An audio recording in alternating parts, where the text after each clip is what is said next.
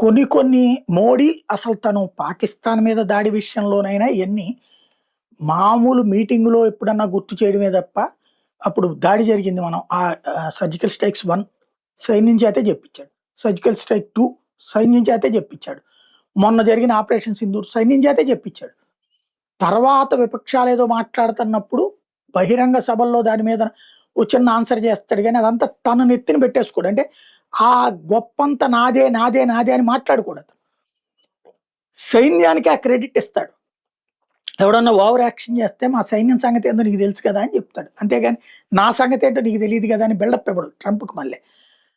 ఇది ఎందుకు చెప్పాల్సి వస్తుందంటే 2022 సంవత్సరంలో రష్యా అసహనంతో ఉక్రెయిన్ మీద అణుబాంబు వేయడానికి సిద్ధపడింది. అణుబాంబు తీయడానికి సిద్ధపడింది, వేయడానికి సిద్ధపడింది. ఎందుకంటే అప్పటికి బిగినై యుద్ధం రష్యా, ఉక్రెయిన్ల మధ్యన రష్యన్ సైనికులు పెద్ద ఎత్తున నష్టపోయారు.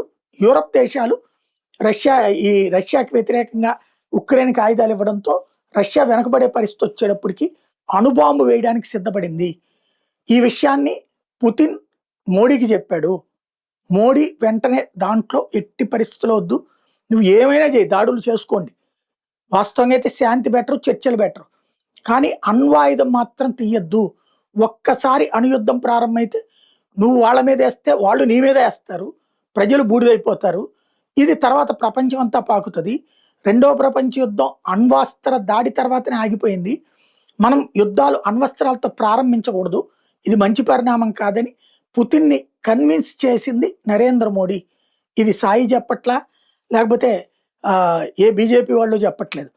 పోలాండ్ ప్రధానమంత్రి చెప్పుకొచ్చారు. పోలాండ్ మినిస్టర్ ఏదైతే ఈ విషయాన్ని 2022లో ఆపినటువంటి శక్తివంతుడైనటువంటి వాడు నరేంద్ర మోడీ అన్నటువంటి పాయింట్.